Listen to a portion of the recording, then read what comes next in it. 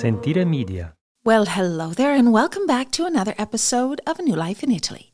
I'm your host, Samantha Wilson, and have you ever fallen down that property rabbit hole endlessly searching for a rental in Italy? Maybe you need a property for a visa application, or you just want to rent a little house for your Schengen shuffle visits every 90 days. Have you ever fallen in love with a rental online, only to feel that little whisper of doubt? Is this real? It's too good to be true. Well, in today's episode, we are going to dive into rental scams in Italy. Because when you're planning a move or a long stay, nothing matters more than starting with a safe, legal home base. And yet so many people walk right into trouble. Fake listings, deposits that disappear, properties that look perfect online but are completely different in person, or that actually don't even qualify for a visa or even eventual residency. So let's make sure that never happens to you. Today we're getting real about what's happening right now in the Italian rental market, what to watch out for, and how to protect yourself from losing money, losing time, or worse, losing your confidence before you even begin. I'm Samantha Wilson, Chief Dreammaker at smartmoveitaly.com, and this is A New Life in Italy, a show where each week I take you behind the scenes of what it's really like to move to Italy, introduce you to some fascinating people, answer your questions, and show you how starting a new life in Bel Paese is possible for you. Let's start with the truth. Italy is full of beautiful homes and beautiful rentals and real ones, wonderful owners, great agencies, and properties that probably tick all of the boxes. But there's also a growing wave of opportunists who know foreigners are searching online from far away. And you probably are in that emotional moment when you're imagining your new life in Italy, and that combination can create vulnerability. Let's start by clearing up who can be a renter and who can rent to you in Italy, and of course the laws that will protect you. Now, anyone with legal status can rent a property in Italy, and that means citizens, residents, or even people arriving on a visa or foreigners wanting a part-time home in Italy. What matters is that the rental agreement matches your legal status or your legal needs. For example, if you are applying for a visa, the contract needs to be valid, it needs to be registered, and it needs to be suitable for that visa category. If you're already here on a residence permit, for example, and you want to move, your next property must support another residency registration. On the other side, who can legally rent to you? Well, only actual property owners or a duly authorized representative can actually rent to you legally. And here's where a lot of confusion begins. Now, if you're working with a legitimate estate agency, this isn't really all that much of a concern. But if you are responding to a private ad or listing on Subito, which is Italy's version of Craigslist, you need to be sure that the person representing the property actually has legal authority to rent it. And here's the comforting part. Italy has rental laws that are designed to protect renters, and they're very strict. But most non-Italians don't know what these protections are, so they don't really use them. Now, one of the strongest protections is the requirement that the lease has to be registered with the Agenzia delle Entrate, that is the tax office in Italy, and it has to be registered within 30 days of signing it. Now, once it's registered, you, as the tenant, are formally recognized. Your deposit now becomes legally traceable, and the rental income has to be declared by the owner, and the document becomes basically enforceable if you have to dispute it in the future. Another right that you have is transparency. You are entitled to know exactly what kind of rental agreement is being signed, and there's different categories, and they really matter. For example, a transitorio contract means temporary living, but not always necessary for residency. A long-term contract, or a 4+4 or 3+2, which you've probably heard, is registered in a proper format, and this is what gives you legal basis for residency. This is like a residential contract. Now, anything outside of those, 3+2, 4+4, or a transitorio, are outside of the law, therefore a little more difficult to enforce your rights if you need to. And here's what most newcomers don't realize. When your name appears on a registered long-term contract, the landlord cannot simply cancel your rental out of convenience or even indecision. They cannot turn around 2 months later and say, oh, never mind, I've changed my mind. We need this back, or we want to Airbnb it. Once you're registered, you occupy legal status in that space. So when I say the law protects you, I mean it. The contract doesn't just give you an address, it gives you stability. It gives you proof of compliance. It allows you to begin your residency registration and access local services. And if anyone tries to disrupt that agreement without cause, you have legal avenues to protect yourself. And this is why signing casually, sending deposits through WhatsApp conversations, or relying on informal agreements is dangerous. Italy gives you protection, but only when the rent is legitimate, registered, and structured properly. This is the foundation of a safe move: clear authority, registered documentation, a property that is suited to residency, and a landlord who is operating transparently. And when you begin here, everything that comes after, your residency, your utilities, school enrollment, healthcare, this all becomes smoother and faster and way less stressful. The number one mistake renters make is choosing a property based purely on photos and the feeling that it evokes. I know you have an idea of where you want to live and what that's going to look like when you move to Italy. And sometimes you'll scroll through the ads and it'll hit you like a thunderbolt. Love at first sight. It's beautiful. But when it comes to legal living arrangements, love, my friend, is not enough. So let's walk through a few situations that we see happening right now. Situation number one. Imagine that you're planning your move from, Toronto, wherever you are. And you've been scrolling through listings for weeks. Then you find it. That stone floors, the arched doorways, a balcony with this view over these beautiful rooftops. It feels like everything you've ever dreamed about. And it's in budget. It's finally all coming together. So you write the owner, they reply really fast, they're friendly, their English is broken, but it's okay, you can get by. And they say, yeah, it's available for your dates, and all you need to do is send a deposit to secure it. They send you a one-page document, a few lines, an address, dates, a price, and their signature, and it looks official enough. You book flights, you're excited, and you pay. Fast forward to your arrival day. You roll your suitcase down, those cobbly streets, and you're very happy to be there. You ring the bell, someone answers. They're very confused because they already live there. Or worse, you reach an empty building, the shutters are closed, the lights are off, and the number you were given is suddenly not reachable. And you quickly realize that person you wired money to doesn't actually own anything. And I know that sounds like that wouldn't be you, but you would be surprised how many people fall into that trap. And here's the truly painful part, because none of the contract wasn't registered, because you had something unofficial, you can't claim anything anywhere. And now you're not just disappointed, you are scrambling for emergency accommodation and rushing into new agreements under pressure. It's devastating, but it happens a lot more than you think. Now, here's another situation that we also see. And this is one that is in relation to people that are searching specifically for a property to fulfill their visa requirements, which is a lot of people. And often you're desperate because you have an appointment coming up and you haven't been able to find a rental, so you tend to let your guard down. So let's set the stage. You've done everything right. You found a property. Finally, you find an apartment. It's got real pictures. Someone actually did a video call. They walked you through the rooms, and you even saw the street outside. It all looks perfect.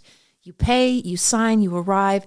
Everything looks just as it did online, and you're happy. And then you go through the process of applying for your permesso di soggiorno, and eventually you're ready to apply for your residency. So you take the contract to the anagrafe office to apply for your residency, and suddenly there is a problem. Maybe the property was registered as a tourist-only rental. That means that the comune cannot legally convert it to a residential address, or maybe the property already has somebody registered in it as a resident, maybe the owner's sister or a cousin, somebody occupying the property already, maybe not physically, but on paper. Meanwhile, you can't register your residency. You can't apply for healthcare. You can't buy a car. You can't open a bank. And if your visa requires residency, like the elective residency visa, you can face a denial when you go to renew, which is probably only a few months after you're eligible for residency.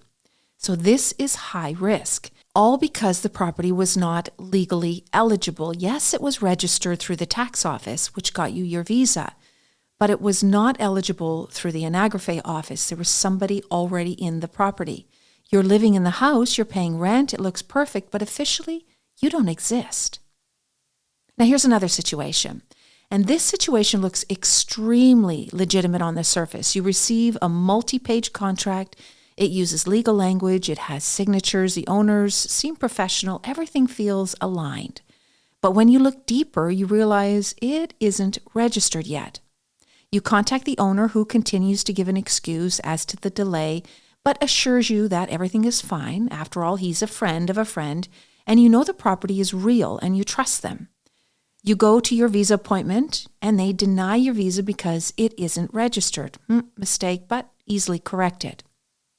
What most people don't realize is that until the contract is properly registered, it's not considered legally active. That means no visa, no permit, no residency. So you go and you request the registration from the owner, and the owner suddenly says, nope, sorry, not possible. Now, sometimes owners or landlords do this intentionally because they don't want to declare the income to the tax office. Rental income is taxable in Italy up to 26%, and many owners would rather take the money under the table or not declare it to the tax office. So although the property is perfect and exactly as you like it, honestly available with a really great owner, it's useless to you because it legally will not fulfill the requirements of your visa. Now, sometimes owners simply don't understand your requirements early on, and as a foreigner, you need to have this registered to get your visa. But here's the painful part. People spend months believing that they are all set for their visa, maybe even have started paying rent, only to discover that in the system, nothing exists, and they have to start all over again. And one last one, because this is something that we're seeing more and more these days, and I really want to address it.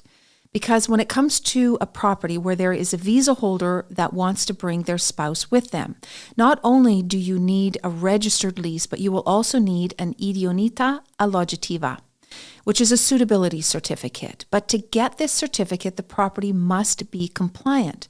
And not all properties are compliant, and those owners are usually not willing to open up Pandora's box of City Hall checks and compliances to make it compliant. Now, the property that may be perfectly legitimate and registered and perfect for your residency and visa, but it's not possible for your family to join you. And here's what most people truly don't realize. Residency does not depend on your good intentions or your visa alone, or your rent payments, or your excitement about coming to Italy. It hinges on the legal status of the property, and there are a lot of moving parts. The home has to be suitable for residential registration. Its category code must allow habitation. It must comply with the size and the safety requirements if you have a family member joining you. And this is not negotiable. It's not emotional. It's not flexible. And when people unknowingly choose properties that do not meet these requirements, their entire move becomes unstable before they even unpack. Now, I want to touch on something that's happening more and more lately, and honestly, it concerns me. And it has to do with the use of ChatGPT or AI. Now, I like AI, and I think that it's exceptional to do general research or plan a trip or to get a base of a concept. But it's not a replacement for legal or expert advice. Now, people are bringing their rental contracts into AI tools and asking the system to renew it, to rewrite it, or even translate it. And while AI is amazing for many things, it is absolutely not amazing for this. AI doesn't know Italian real estate law. It doesn't know the nuances of Italian contract language. It doesn't understand tax implications, incompatibilities with residency, or how missing clauses impacts your rights. It will confidently give you suggestions or summaries that look polished and translated, Well, translated probably pretty well, but legally they may be completely wrong. Now, I've seen contracts where AI removed required clauses because it thought it was unnecessary or they were trying to summarize. I've seen translations that changed the entire meaning of a clause. And I've seen people trust AI so much that they sign contracts that would never and could never be accepted by a commune for residency. AI can help you summarize something for personal understanding, but it is not a substitute for a real review conducted by a professional who knows Italian rental, knows what you need, and knows that it has to be registered, structured, and documented. A legal binding contract isn't a creative document. It's proof of your address, of your rights, and your ability to register your residency in Italy. So when AI rewrites or rearranges a rental agreement, it stops being the original legal document. It no longer reflects what was agreed, and that can get you into trouble very fast.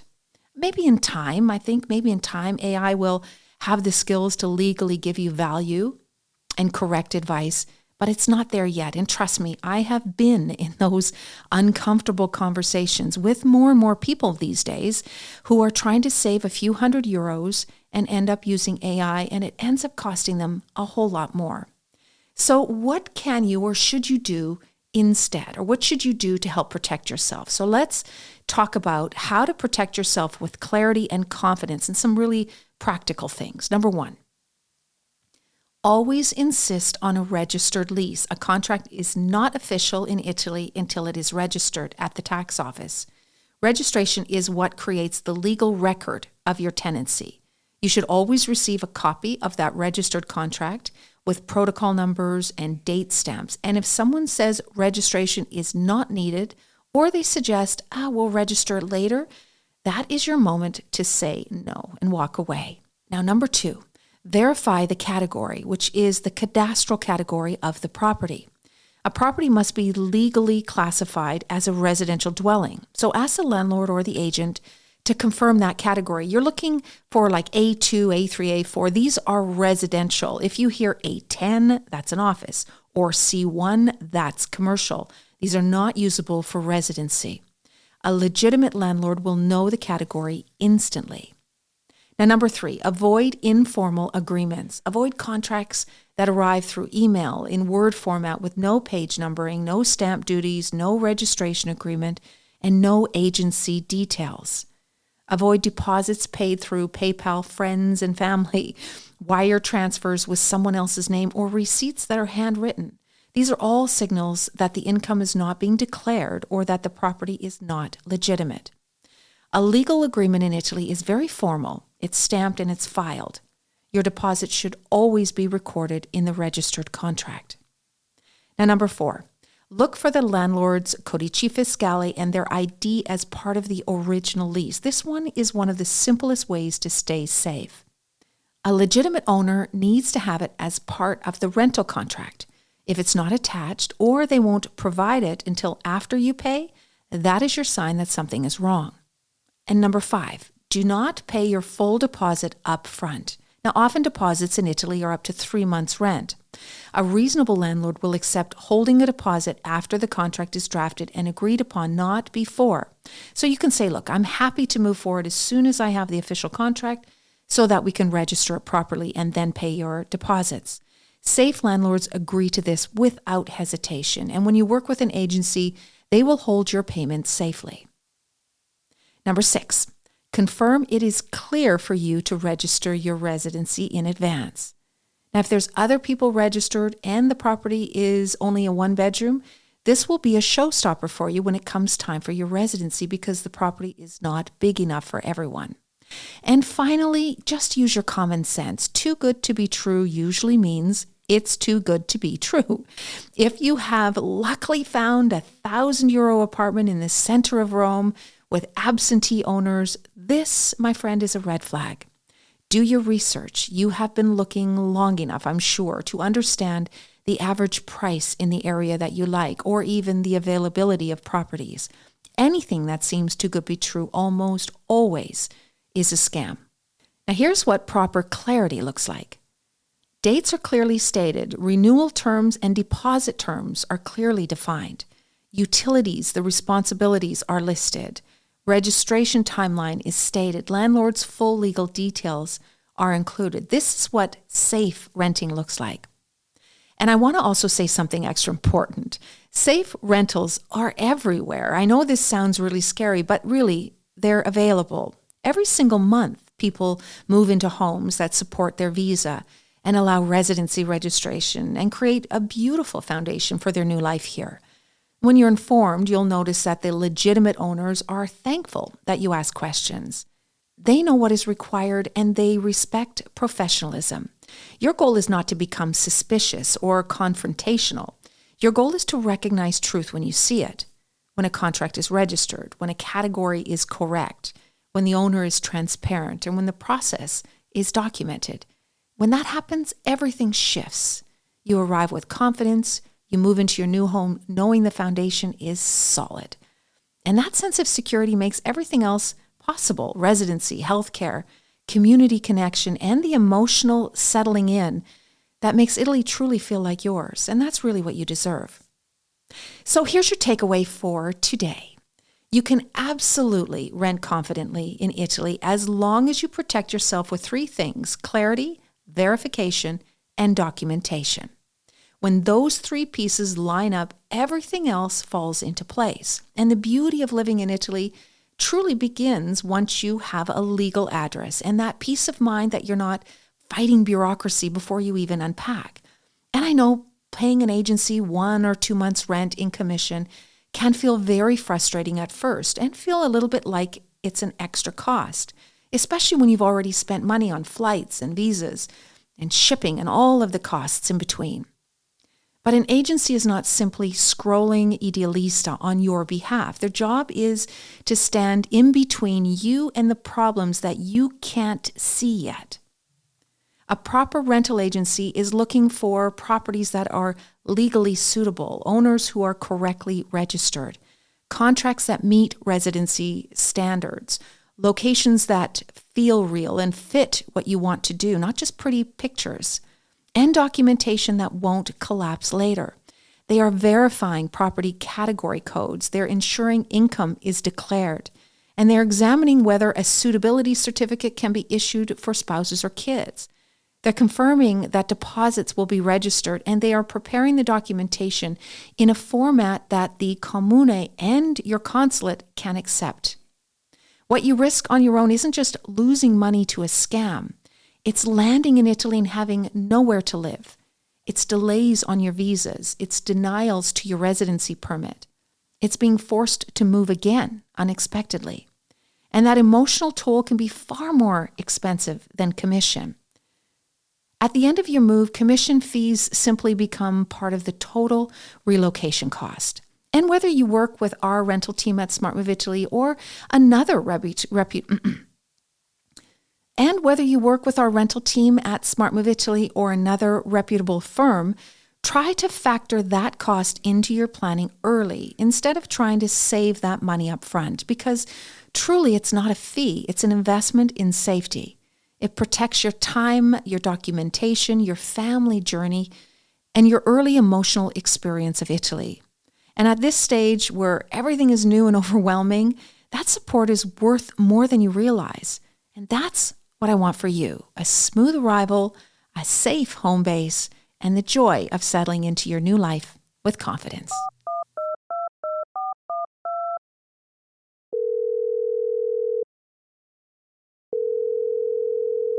It's time for listener questions. Just like the old radio call-in shows, my team has picked 3 listener questions, all left on our voicemail. I have no idea what these questions are, but I haven't been stumped yet. Are you ready? Let's get started. All right, let's get to our questions today. Hi, Samantha. My family is planning to move next spring, and we have 2 young kids. Do we need a suitability certificate for the rental before we come or only after we arrive? Well, this depends on how you're moving. If you are, one of you has a visa and the spouse and the children are coming on a family visa, then yes, you will need to have a suitability certificate. If you are coming as Italian citizens, one of you is an Italian citizen and the rest are not, you'll need a suitability certificate. If both of you are coming, both ER spouses have elective residency visas and your kids are just coming along with you. This is rare, by the way, because usually elective residencies are for retired people. But if you have young kids and they're coming with you, you do not need a suitability certificate in most cases. It's only when people one has a visa or one is Italian or European and they're bringing along their spouse to piggyback on their visa. That's when you need the suitability. Question number 2, is it possible to rent a place on a tourist contract first and then convert it into a long-term contract later once we arrive in Italy? Or does that cause problems with residency? All right, that's a big question. So obviously it's fine as long as the owner is willing to write a long-term contract for you later. But if it's after you arrive, no. If you're trying to get a visa, you will need to have a long-term contract registered prior to arriving. Actually, you need it when you go to apply for your visa. So you cannot apply for your visa first unless you have that long-term contract already registered. Now, what you have to be careful of is that the property is suitable for your residency, because some touristic properties that have been registered as like Airbnbs cannot be used for residency, or they can, but the owner will lose the ability to turn it back into a tourist rental later. So these are things that you need to discuss with the owner of the property and make sure that you get that long-term lease before you arrive in Italy. Question number 3, can we use a short-term Airbnb as our address for our residency? Well, this is an interesting approach because in some cases, Airbnbs will have a registered contract that allows you to have your residency. Now, all contracts, rental contracts in Italy that are more than 30 days, they could still be an Airbnb, but more than 30 days must be registered. So the fact that the contract is registered is okay. I mean, that helps you towards your residency, making it legitimate and documented and giving you the rights of a renter. Whether or not you'll be able to establish your residency is something that you should discuss with the owner. Now, technically in law, all registered contracts should allow you to have residency, but in some situations, in some comune, in some areas, registered touristic rental will not allow residency without some sort of a compensation or some sort of loss. For example, the owner could lose the opportunity to re-rent it again in the future. So these are some things that you need to ask. Now, typically residency is done in contracts that are longer term because this is where your habitual home is, not a temporary transient place. Well, that's all for this week's episode. Thank you for listening. If you have any questions about visas, citizenship, property, and really anything about moving to Italy that you would like me to answer in an upcoming episode, please feel free to send us a voicemail at our website at smartmoveitaly.com/podcast, or just click on the links in the show notes. Thanks again for listening, and remember, you can find all of the resources and the links to the people and the places that I mentioned in this episode inside the show notes. Ciao for now.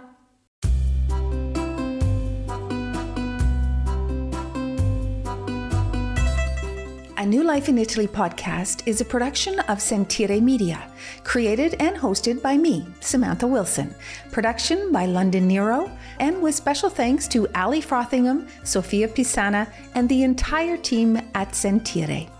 Follow A New Life in Italy wherever you get your podcasts. And hey, if you're thinking of moving to Italy, whether full-time, part-time, or for a lifetime, come and see me over at smartmoveitaly.com and we'll help you get here and start living your best life. And don't forget, if you love this episode, please rate and leave a review. It's much appreciated.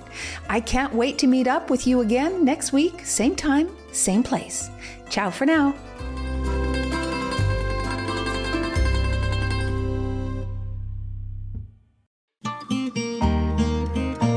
Sentire Media. This episode is brought to you by the Smart Move Italy app, your free tool for planning, moving, and thriving in Italy. Download it today on iOS and Android. Hey, podcast producers and show hosts. Do you want to join a podcast network that celebrates all things Italian? At Sentire Media, we understand the allure of Italy and its unique culture. Our devoted team of hosts and producers are all driven by their shared passion for Italy. And we work tirelessly to create the best lifestyle podcasts and content that will whisk you away to the very heart of Italy. With us, you can savor the mouth-watering flavors, get lost in the stories from the past, break down the cultural barriers, and truly immerse yourself in the vibrant traditions of this intoxicating country. If you have a great podcast idea or are already in production and would like to join Sentire Media, head over to sentiremedia.com, that's SENTIRE media.com, and find out how to submit your show.